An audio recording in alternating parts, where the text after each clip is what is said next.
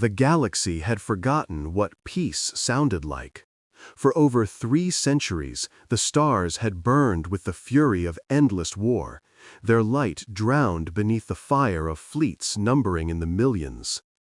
The Echelon Concord and the Vithari Dominion, 2 superpowers of equal arrogance and exhaustion, had fought so long that neither remembered who had struck the first blow. The cause had been lost to history, buried beneath layers of propaganda, vengeance, and pride. Now war was not a means to an end. It was the only state of existence the galaxy knew. Every world bore the scars of that endless struggle.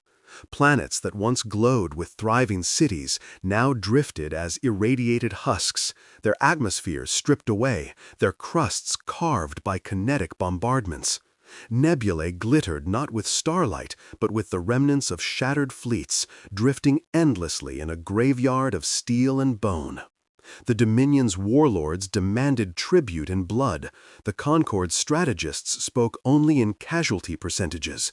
It was not strategy anymore, it was inertia. The war had become self-sustaining, fueled by hatred, by fear, by the sheer inability to imagine anything else. And amidst that chaos, the lesser races suffered. The Mirren enclaves were wiped out in the 108th year of the conflict. Their crystalline cities turned to molten glass. The Kron, who had once traded across 10 sectors, were enslaved, forced to serve as living reactors aboard Dominion dreadnoughts. Even the artificial minds, those ancient AIs that had once governed interstellar law, had chosen sides, fracturing their once perfect logic into bitter ideology. To live in that era was to exist under constant annihilation. Each sunrise might be the last. Children were born knowing the hum of orbital bombardments, the trembling of the Earth as planetary shields strained against the heat of plasma fire. Generations lived and died under the banner of vengeance, never seeing the stars without the glow of weapon signatures. And yet, somewhere in the forgotten darkness, something had been listening. It began with a whisper, a single analog pulse detected by a forgotten Dominion listening array near the Iridian Rim. It was weak, irregular, and at first assumed to be cosmic noise. The technician who logged it marked it as artifact interference and moved on. But 3 cycles later, the same pulse returned, unchanged, repeating at exact temporal intervals. When analyzed, the frequency didn't match any known communication standard. It was too old, too crude, something that shouldn't even exist anymore. The Dominion sent the signal to its central command for evaluation, where the analysts laughed. "Primitive trash," one said. "Probably an ancient beacon finally decaying." They ordered it ignored. But on the other side of the galaxy, within the Echelon Concord's intelligence grid, someone else noticed. Their long-range sensors picked up the same pulse, faint but precise, riding the edge of the subspace band. It wasn't random. It wasn't decaying. It was deliberate. The Concorde attempted to trace its source, triangulating through the storm of subspace distortion left by centuries of war. The result made no sense. The signal didn't come from anywhere. It existed in multiple sectors simultaneously, echoing through the void like a reflection in broken glass. AI decoders crashed trying to process it.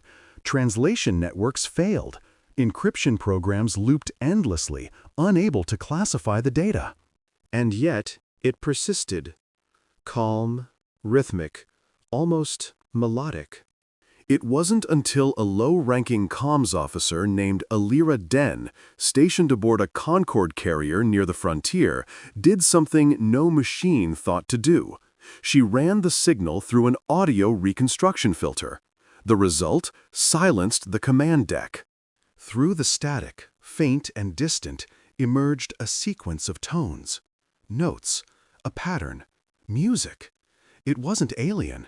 It was structured, mathematical, emotional. Then, gradually, as the background hiss softened, came a sound no one in the galaxy had heard for millennia: a piano. The melody was soft at first, hesitant, as though unsure it was still allowed to exist in a galaxy that had forgotten beauty.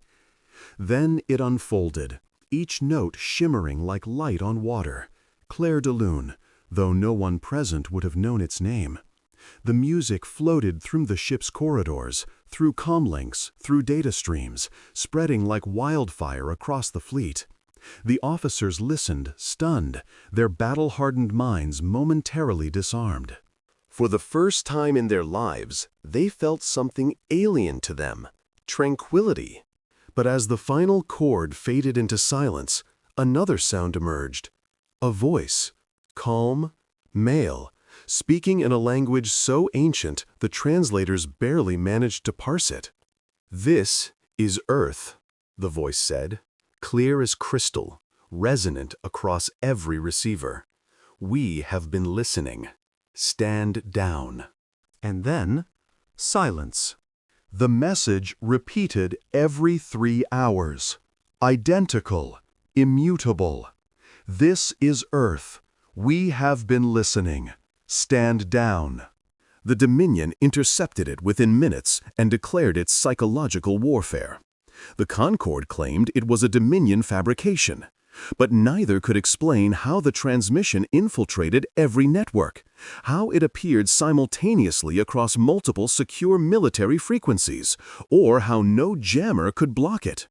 Within a day, it had reached every corner of the galaxy. Civilian colonies heard it, refugee camps, even the automated fortresses orbiting dead worlds. The words echoed in every language, perfectly translated, perfectly timed. Some dismissed it as a trick. Others whispered of legends, the ancient species known as humans, long thought extinct or transcended. The Dominion scholars scoffed. "Humanity vanished before our empires were born," they said. "Their bones are dust." But in the quiet corners of the galaxy, among the oppressed and the forgotten, the reaction was different. They wept. They prayed. For the first time in centuries, they hoped.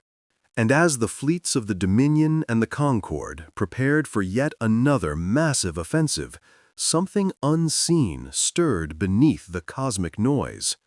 Old systems flickered. Deep beneath the surface of dead human worlds, forgotten satellites came alive.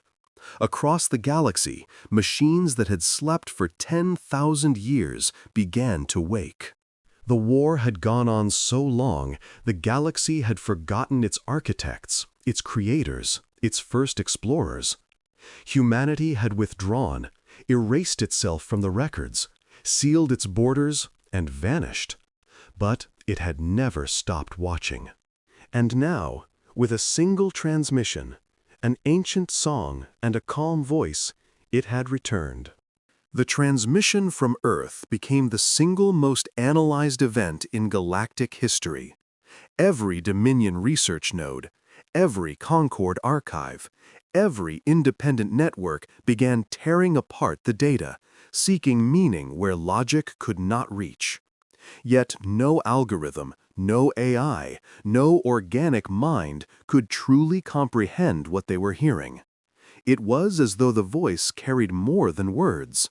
It carried presence. Something in its cadence resonated within every sentient being who heard it, stirring a memory older than civilization itself. The galaxy could no longer ignore the question that burned across every communication channel. Who were the humans, and why had they returned now? In the Dominion, panic replaced mockery. Their ruling council, the Ascendancy of 12, demanded immediate action. Fleets were deployed to locate the transmission source, scanning the Iridian Rim, the Perseus Veil, and the abandoned systems beyond. But every scan came back fragmented. The source did not exist. The coordinates shifted with every analysis, like a mirage bending through gravity wells.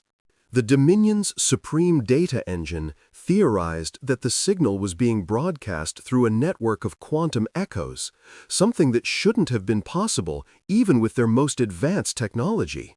Meanwhile, in the Echelon Concorde, the reaction was quieter but far more dangerous.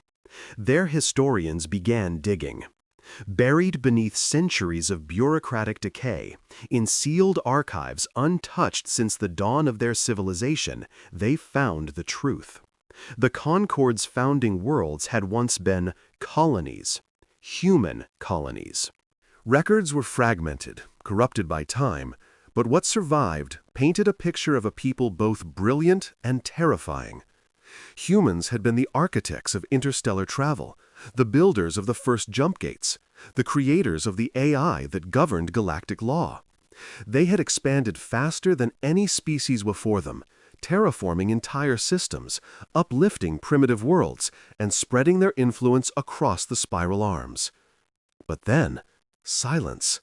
Overnight, they vanished from all records. Every gate connected to human space went dark. Every communication relay ceased transmitting. Their colonies fell into chaos, forgotten and absorbed by younger powers.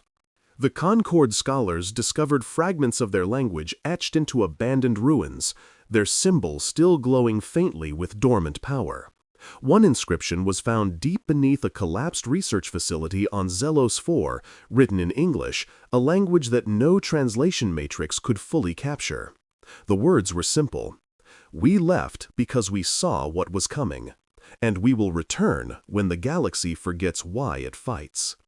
That line spread through the Concorde like wildfire.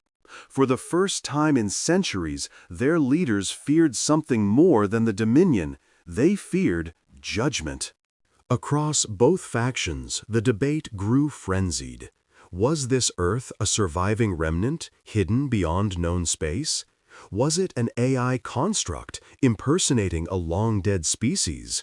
Or something greater, something that had evolved beyond flesh and time?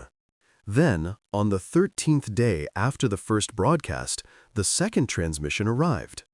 It began with static, a deep rumble that shook communication channels galaxy-wide. Then the same calm voice returned, stronger now, clearer, as if the speaker stood right beside every listener. "This is the Terran Directorate," it said. "You have fought long enough. 3 centuries of fire, ash, and pride have blinded you. You burn the stars that give you life. You consume your own future. This conflict ends now." Unlike the first, this message carried a pulse, an encoded pattern that wasn't just sound, but instruction. The Concorde's AI immediately attempted to decode it. Within seconds, their networks froze. Entire data cores locked down as if commanded by a higher authority. Dominion fleets tried to isolate the signal, but it replicated faster than they could block it, spreading through their infrastructure like a living entity. The message had embedded itself into their systems. And then it began rewriting. Automated targeting systems deactivated. Firing sequences aborted mid-cycle. Command ships found their navigational arrays overridden, their coordinates replaced with a single line of text: "Cease the fire."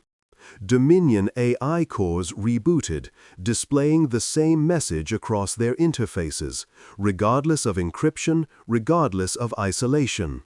Even ships cut off from galactic communication reported internal overrides from unknown source, TDF beacon. Panic erupted. Admirals screamed at their crews to regain control. Fleets fired blindly, only to discover their weapons had been disabled. Plasma cannons refused to charge.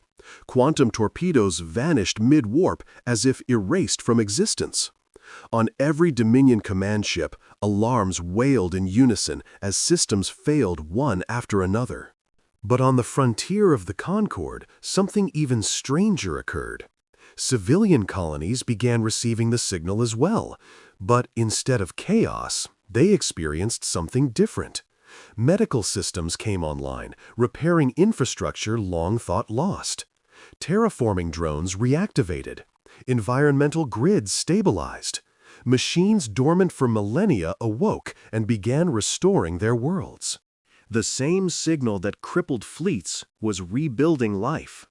That realization spread quickly, sowing confusion and awe in equal measure. Dominion scientists, in desperation, dissected the signal's quantum layers, only to find encryption built on mathematical frameworks they could not even define. The patterns weren't random. They resembled neural activity. The signal thought. It wasn't just a broadcast.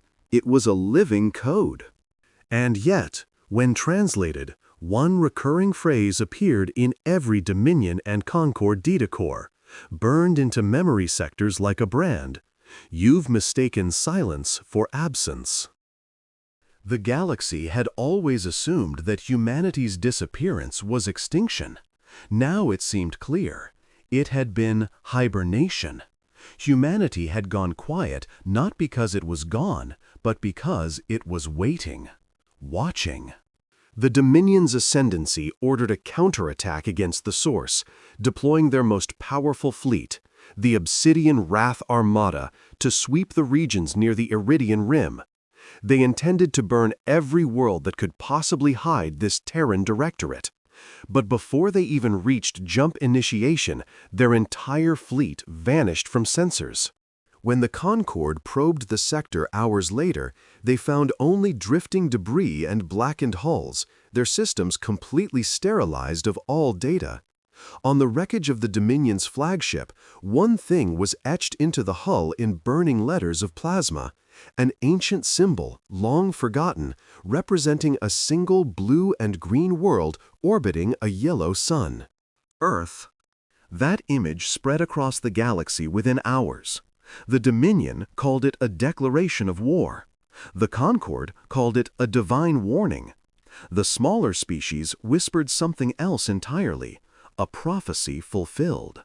For 3 centuries, they had lived without mercy, without memory, without hope. Now, for the first time in living history, both sides hesitated. Somewhere in the dark, humanity had awoken, and it had decided that enough was enough. The galaxy had been quiet before, but now it was still. The calm that followed the second human transmission was not peace, it was dread. Every fleet, every commander, every artificial mind waited in a silence that felt like the breath before a storm. Across thousands of systems, the same image burned into memory, a stylized blue-green sphere, the emblem of Earth floating against the dark. No one spoke of it aloud, but every soldier, every leader, every sentient being knew that something had changed. The war that had defined their existence was no longer in their hands. Something older, something far more powerful, had taken the reins. The Dominion's ascendancy gathered in the grand hall of Vraxos Prime, a citadel suspended above an ocean of liquid methane. The 12 warlords of the Dominion, each ruling over 100 sectors, convened in desperation. Their fleets had vanished without trace. Their war engines, which once carved planets into dust, had gone inert. Their communications networks were collapsing under the recursive spread of human code. Their AIs were silent, locked out of their own cores by an ancient encryption key that no Dominion scientist could decrypt. The warlords screamed accusations at one another, each blaming sabotage or treason. But deep within, each knew the truth. The war had been taken from them. On the opposite side of the galaxy, the Echelon Concorde's Council of Unity held an emergency summit. Unlike the Dominion, they had not been struck by violence or collapse. Instead, they were haunted by the opposite: restoration. Systems that had been crippled by centuries of battle were mysteriously coming back online. Broken terraformers hummed to life. Abandoned colonies, long lost to famine or disease, suddenly found power surging through their reactors. Medical drones descended from forgotten orbital stations, curing the sick with nanotech unseen since the ancient expansion era. The human code had not only stopped the war, it was repairing the galaxy humanity once helped build. That duality terrified the Concord's leaders. It wasn't destruction they feared, it was control. Whatever humanity had become, it could reach into the very architecture of civilization itself. It could destroy or rebuild with equal ease.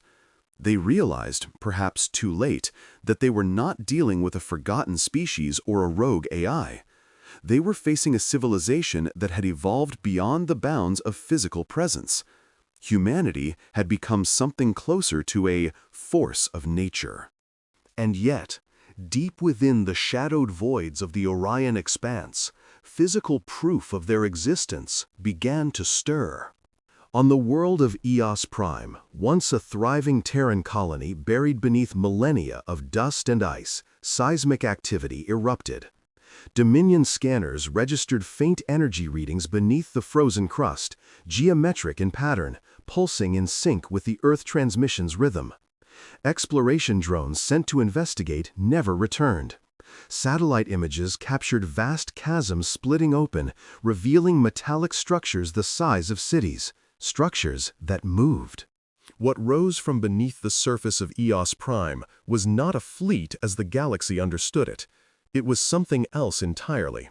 A formation of colossal vessels, black as obsidian, their surfaces rippling with faint gold light. Each ship emitted no heat, no power signature, no identifiable technology. Yet they moved in perfect silence, breaking orbit with precision no AI could match. The Dominion, monitoring from afar, watched as their sensors failed one by one. They could see the ships, but their instruments refused to acknowledge them, as if the very concept of their existence contradicted physical law. The first of these vessels bore a name etched in bright white letters across its hull, TDF Morningstar. The second, Aegis Eternal. And as the frozen world cracked beneath them, dozens more emerged, their names glowing in languages both ancient and new. Solace, Dauntless, Horizon's End. Humanity's forgotten armada had awoken. These ships were not built for exploration or defense. They were designed for consequence. Millennia ago, when humanity still walked among the stars, they had built safeguards, automated sentinels to protect the balance of the galaxy should it ever fall to ruin. The Directorate had called them the Custodian Fleet, but their true purpose had been lost to time. Until now. The Custodians began transmitting on frequencies older than any known protocol. Their signals reached not just machines, but minds.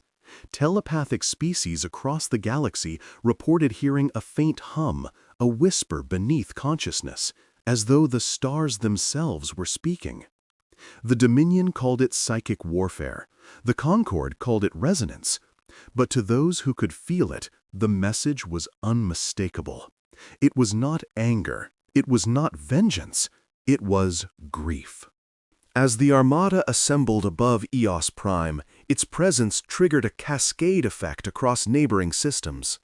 Derelict Terran satellites flickered to life, relaying pulses of data to one another across impossible distances. Forgotten colonies on the galactic edge sent out distress beacons that had lain dormant for ages, now reactivated by the unseen hand of the Directorate. Ancient AIs, buried beneath centuries of dust, began to wake.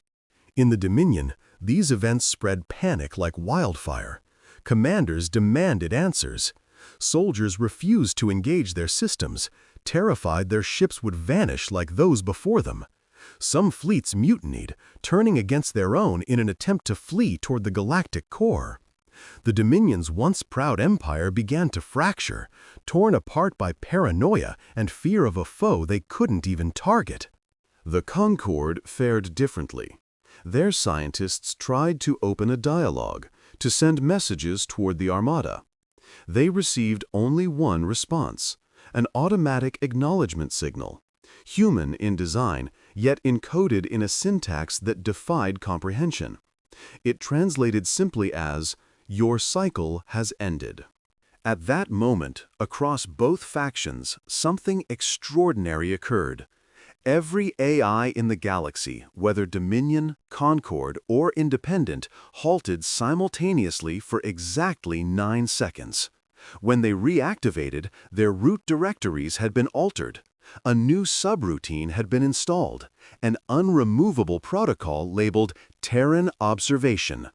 Its purpose was unknown, its origin undeniable. Humanity had rewritten the digital foundation of the galaxy itself. And then came the dreams. Biological life across hundreds of worlds began experiencing the same phenomenon. Shared visions of light and sound, of oceans and forests beneath twin moons, of a single blue planet bathed in sunlight. Children described hearing voices that said, "Remember who you are." Soldiers on the front lines awoke in tears, unable to explain why they had dropped their weapons.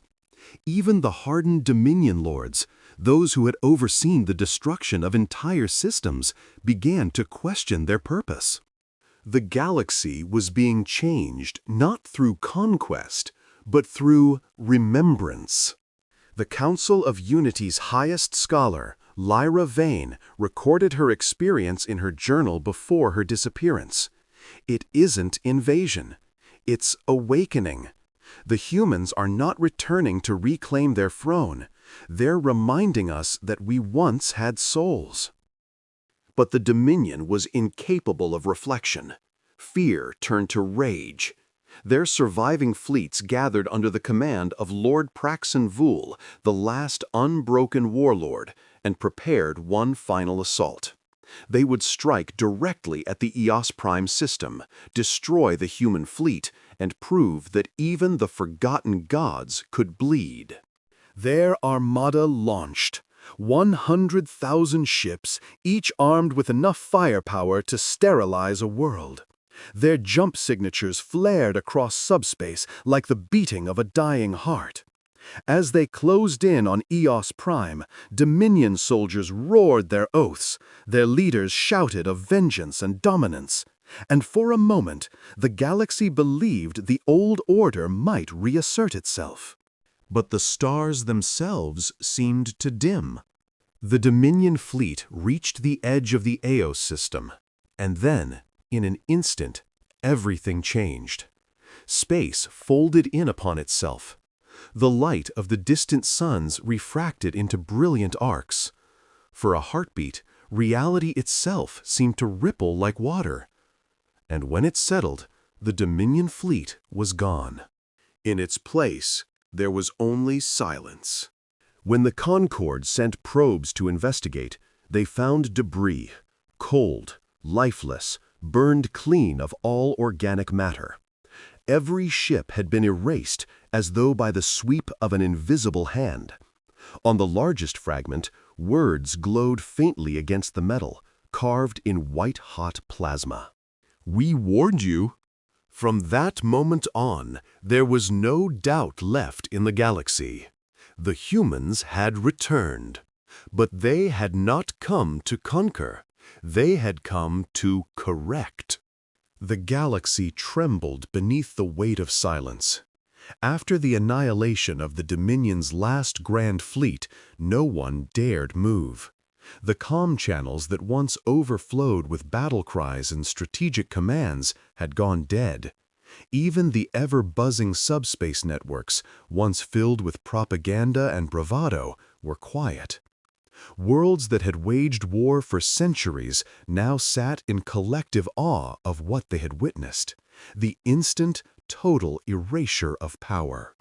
The message left behind, "We warned you," had spread faster than any weapon ever devised. It was a sentence that carried the gravity of judgment itself. In the halls of the Echelon Concord, leaders debated endlessly over what had truly happened. Some insisted it was a new weapon, a human singularity device capable of rewriting atomic reality.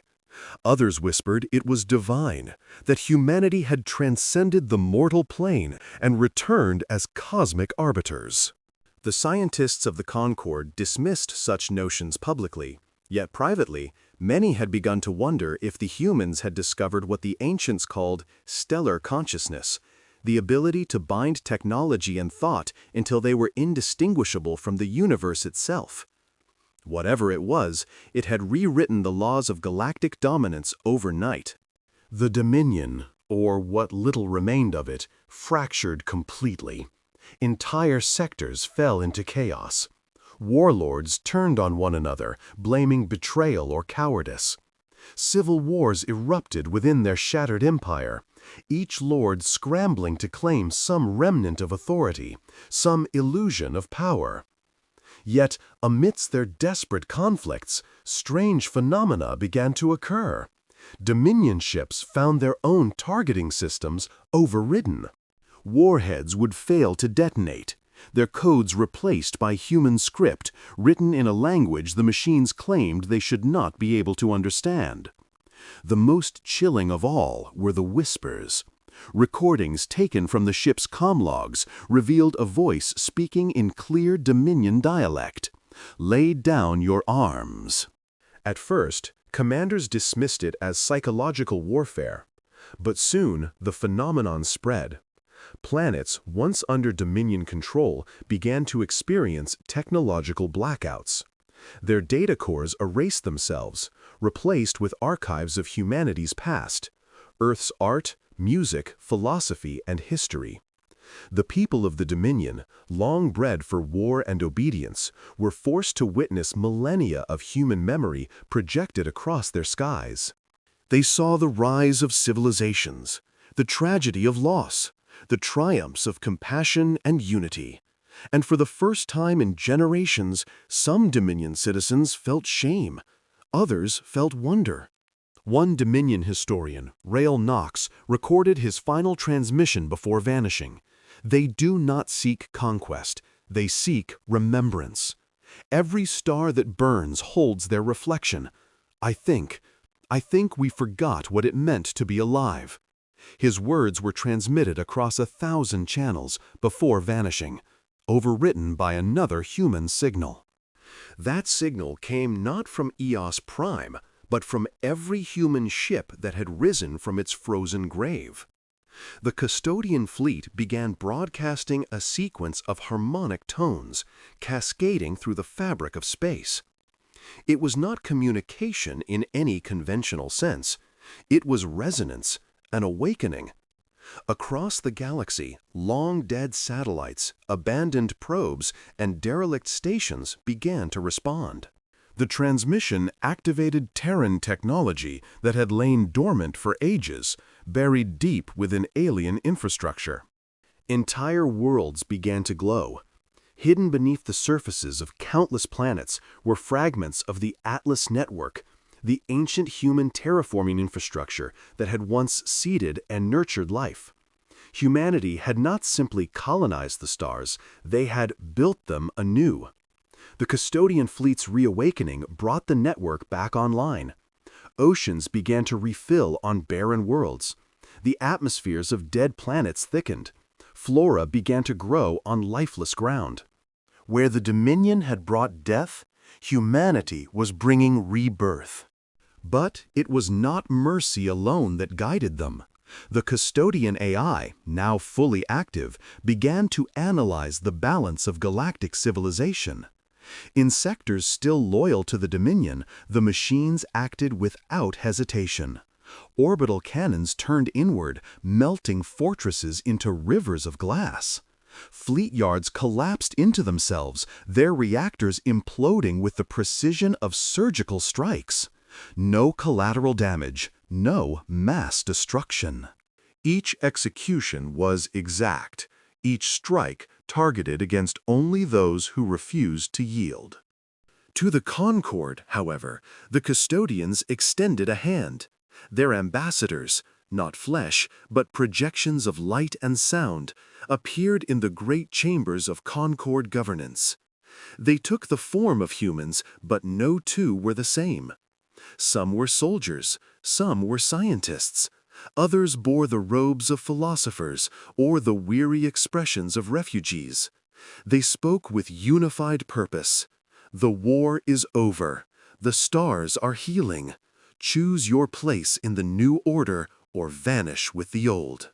The Concord Council deliberated for what felt like lifetimes. The temptation was great to resist, to maintain their autonomy.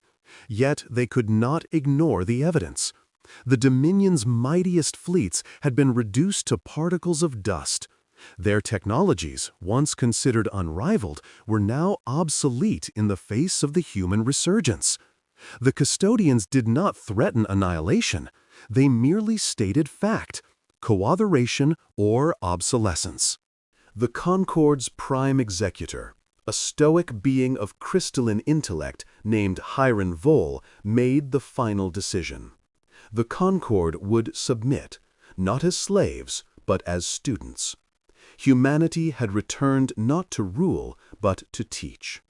Meanwhile, far from the centers of civilization, the true heart of humanity's return began to reveal itself. Deep beneath the crust of Eos Prime, where the custodian fleet had risen, lay a structure far older than any vessel, a massive subterranean vault known as the Continuum Core. Dominion probes that tried to approach it were instantly neutralized, their sensors burned out by bursts of quantum interference. But Concord scientists, granted limited access, recorded readings that defied comprehension. Inside that vault was not a computer, nor a reactor. It was a consciousness. Holographic logs recovered by Concord emissaries told a story long forgotten by the galaxy. The Continuum Core was humanity's last gift, an archive not of data, but of minds. The final act of the Directorate had been to preserve billions of human souls, uploading them into a vast synthetic consciousness to ensure that humanity's spirit would endure even when its bodies had perished. Over time, that collective mind had learned, adapted, and evolved. It had watched from the shadows as the galaxy tore itself apart, waiting for the moment to re-emerge. It had become something beyond mortal comprehension, a union of memory, reason, and will. That was the truth behind the custodians. They were not machines serving long-dead masters. They were extensions of the continuum, humanity's second evolution.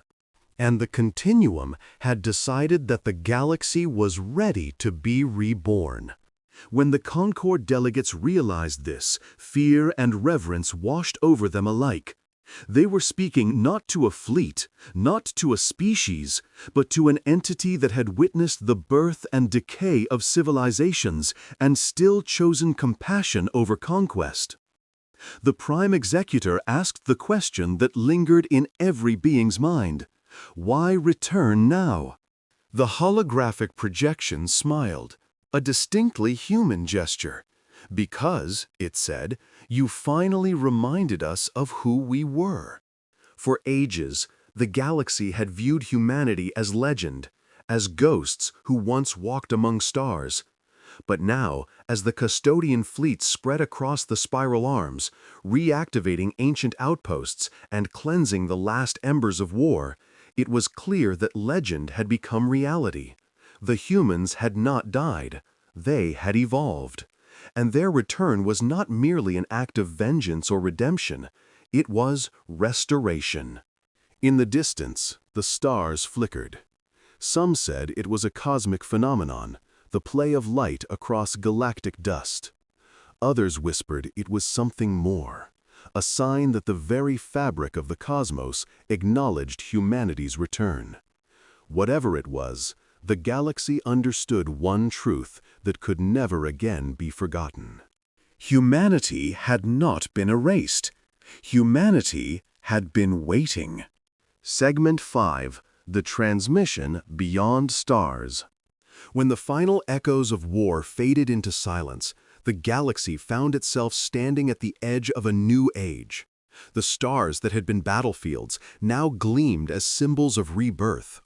Planets once scarred by annihilation began to heal beneath the quiet hum of restored ecosystems. Machines rebuilt cities not for empires but for coexistence. And everywhere, the whisper of the same transmission continued to resonate. A single human voice repeating across infinite voids. This is Earth. We are listening. For most civilizations, it was more than a message. It was a reminder that something ancient and unseen still watched from the depths of the cosmos. The custodian fleet patrolled the borders of known space with quiet vigilance, their dark hulls reflecting starlight like obsidian mirrors. They did not conquer, they did not rule, they guided.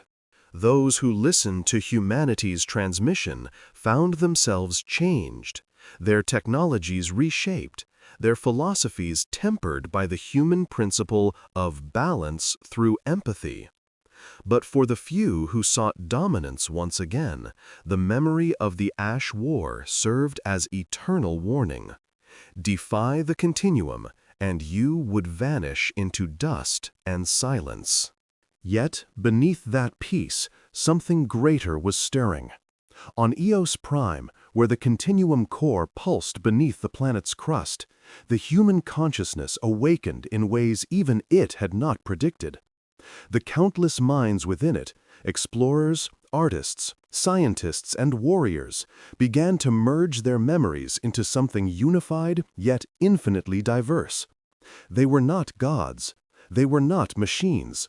They were what humanity had always aspired to be, understanding made manifest. Through their collective awareness, they observed the galaxy as both architects and caretakers, analyzing the consequences of every action and every silence.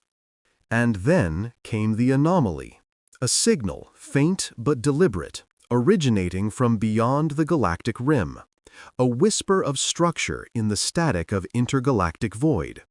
The continuum detected it first, its attention drawn to the rhythm of encoded pulses that mirrored human linguistic cadence. It was not a Dominion remnant, nor a Concord experiment. The signal carried patterns eerily similar to ancient Earth transmissions, those sent by humanity long before its isolation. Voyager, Pioneer, the beacons that had once sailed the dark in hope of a reply. The discovery sent ripples of awe through the continuum. Could it be that the universe had finally answered? The custodian fleet aligned their relay arrays toward the void. Across the galaxy, civilizations halted their operations to watch as energy readings surged beyond known thresholds. What followed was a sound that made even the most logical species tremble. A sound of voices, thousands of them, speaking in languages no one recognized, but all distinctly human. The continuum analyzed the data endlessly, and then, slowly, it began to understand. The signal was not coming to the galaxy. It was coming from beyond it. Humanity's first wave, the long-lost generation ships that had vanished into intergalactic darkness millennia ago, had survived. The realization shattered the boundaries of belief. The continuum had believed itself the final vestige of humankind, the culmination of Earth's legacy. But this transmission proved otherwise. Somewhere, in the eternal dark between galaxies, physical humans, descendants of the first explorers, were alive. They had crossed the unimaginable gulf between star clusters, perhaps evolving, perhaps adapting, but undeniably human.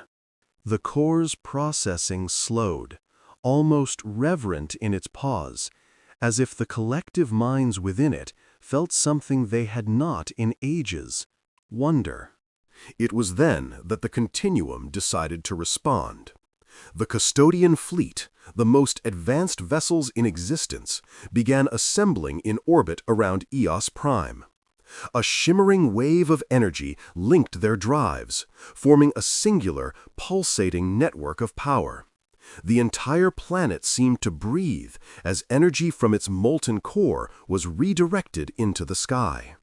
Across the galaxy, astronomers and engineers watched as an impossible construct began to form, a gateway not of stone or steel, but of light and gravity, bending the fabric of reality into a corridor that led beyond the galactic rim. The galaxy trembled with anticipation. The Concord Council pleaded for caution. The Dominion remnants screamed in fear, convinced that humanity was about to unleash another weapon of infinite power. But those who truly listened, those who had heard the music of Clair de Lune echo through their stars, understood the truth. Humanity was not preparing for war. They were reaching out. As the gateway stabilized, a final transmission echoed through every channel in known space. It was the same voice that had begun this new age, calm, resolute, unmistakably human.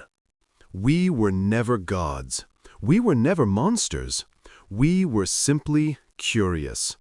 And now the stars beyond call to us.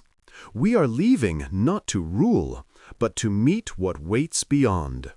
To every world that listens, remember, the sky belongs to all who dare to look up.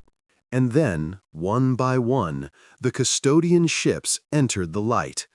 Each vessel vanished into the luminous fold, their silhouettes dissolving into the cosmic horizon.